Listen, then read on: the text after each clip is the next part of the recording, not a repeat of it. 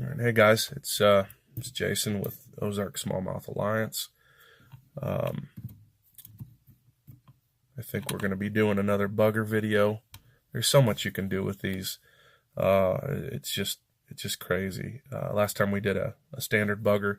This time I think we'll do what's called a complex twist bugger. The original pattern is from Fly Fish Food. Those guys over there come up with some really fun stuff to tie.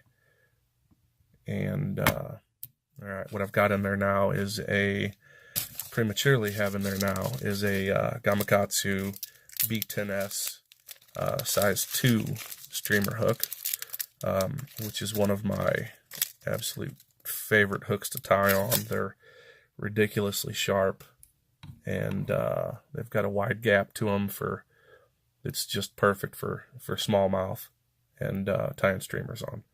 So here we go. We're gonna take that back out, and what I did was I just put a 6mm cone head on there.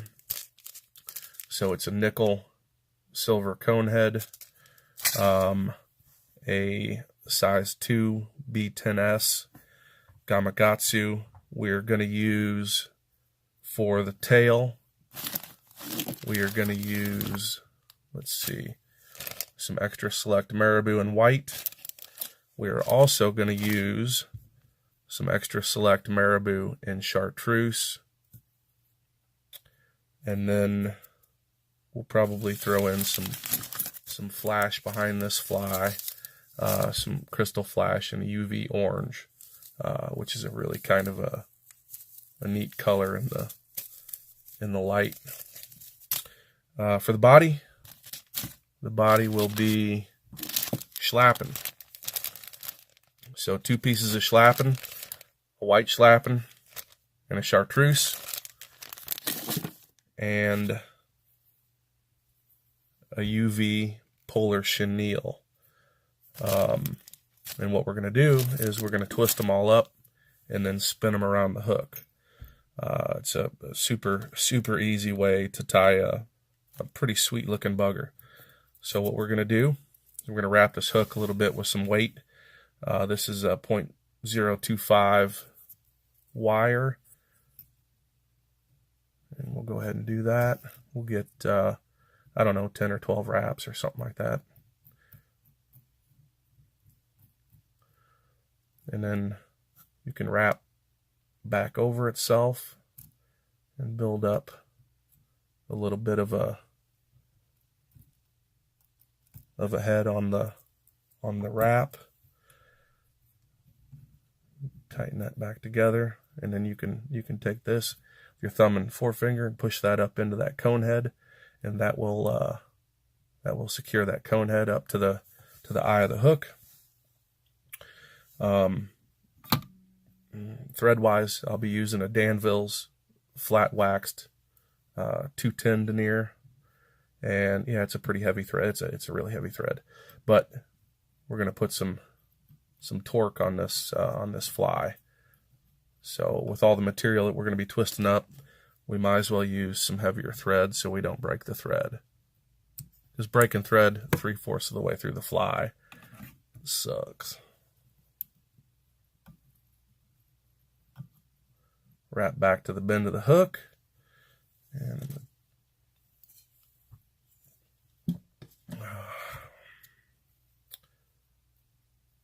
okay, so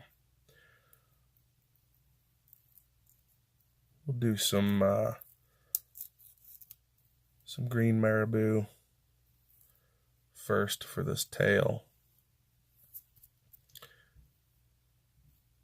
I got a fairly significant pinch of green marabou there, and we're gonna make that tail a little bit longer on this fly,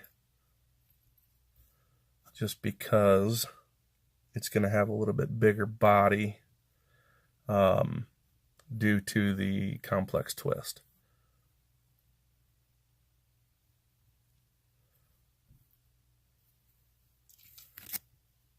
Come in here with some white.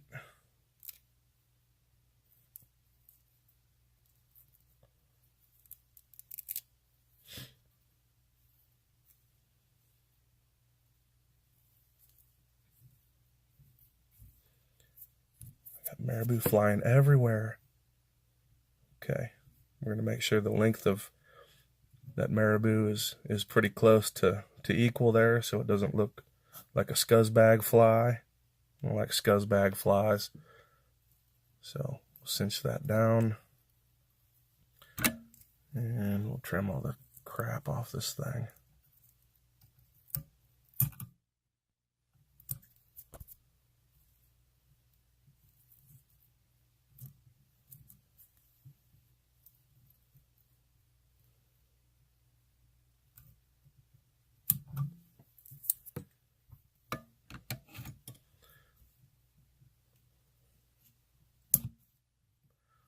All right.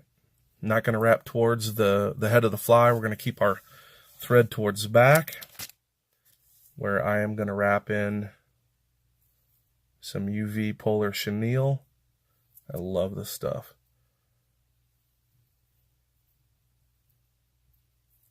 Love it.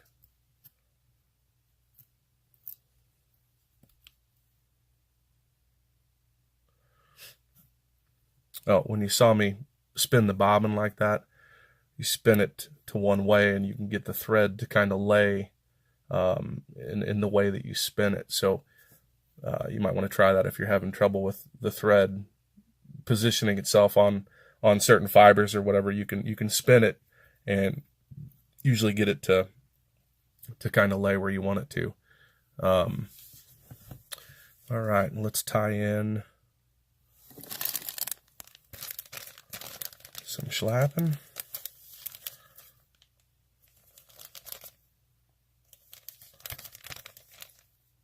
Probably should have had this stuff ready, but I did not. So you're going to hear me rustle around with some packages. Sorry.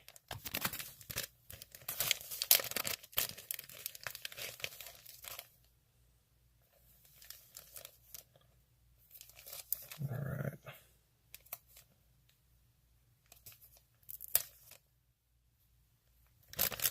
Okay, and with this tie, we are going to wrap the schlappen in by the tips. So, tip of the schlappen, we'll take it, put it right down here by our UV polar chenille, and we'll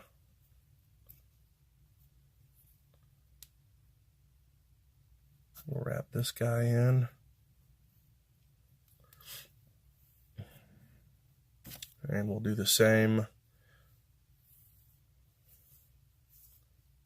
with the chartreuse.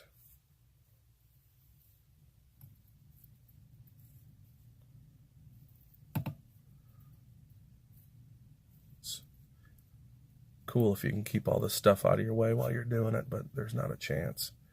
So we'll do a couple securing wraps.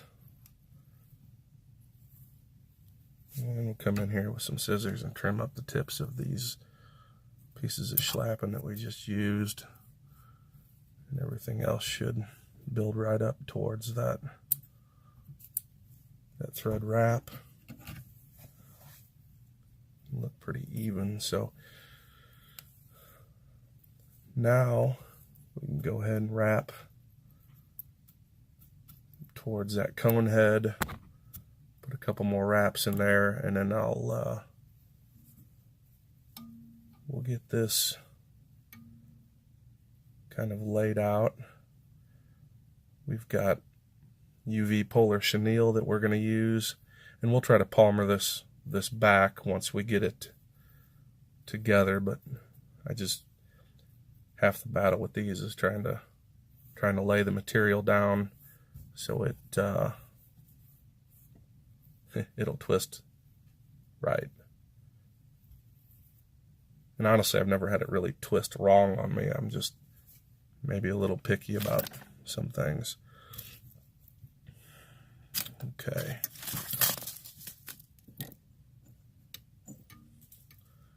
So what I'm going to use to twist this up is just a little gator jaw.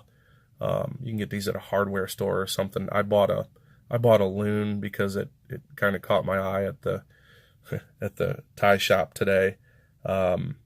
So we're just gonna grab all 3 pieces of this material, the polar chenille and the 2 pieces of schlappen, and I'm gonna come down here and we're gonna start to twist it up a little bit. So with the dubbing brush, we'll twist up a little bit, and you can see on the top right there that we're getting quite a bit of fibers trapped already. So we'll brush that out.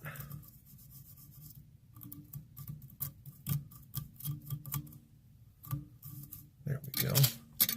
And we'll spin this up just a little bit more.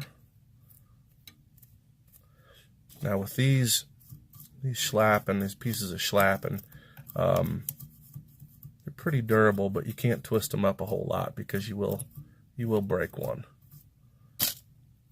And a little bit more.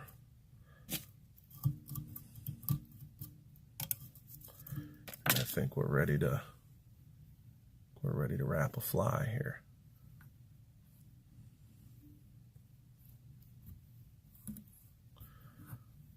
And you can palm her back a little bit as you go.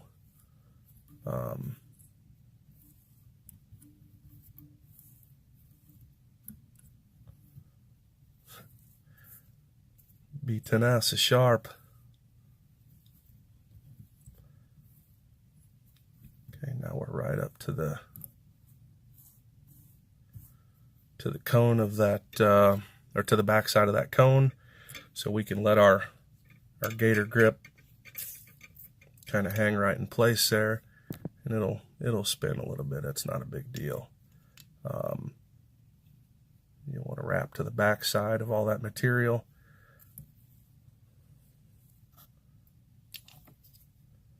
A couple securing wraps, and like I said, this is why we're using that 210. I've got way too much thread out there.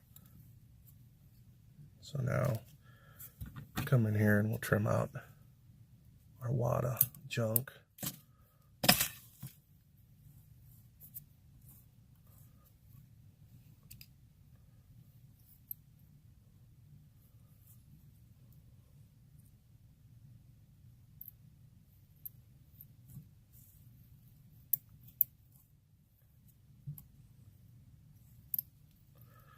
Okay, so right now, I guess technically you could be done with this pattern.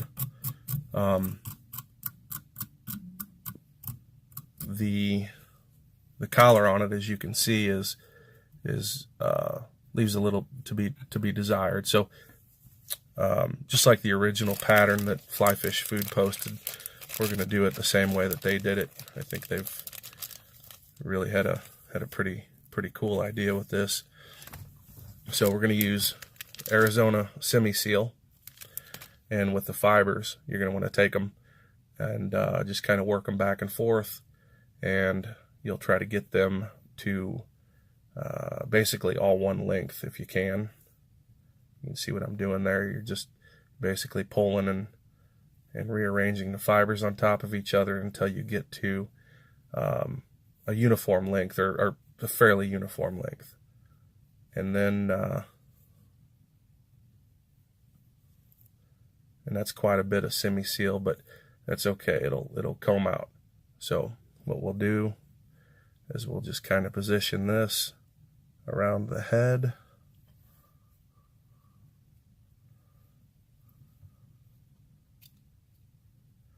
So you'll want to loose wrap and make sure position is where you want it to be, right in the back of that cone head, and then a couple securing wraps,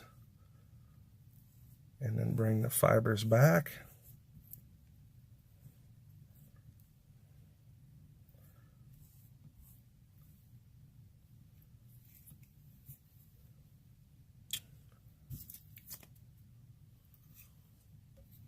And what we'll do is a quick whip finish.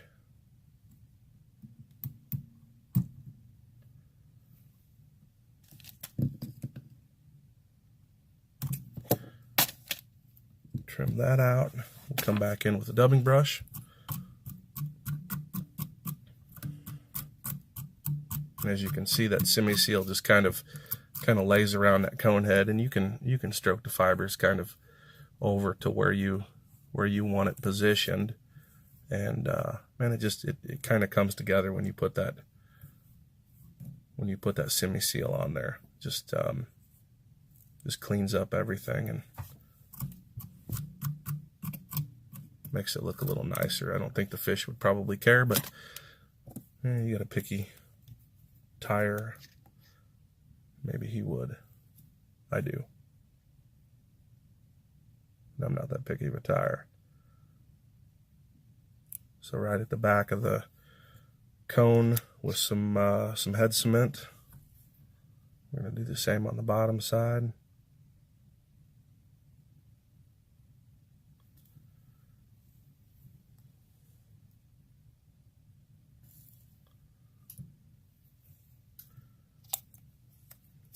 And that's a funky bugger.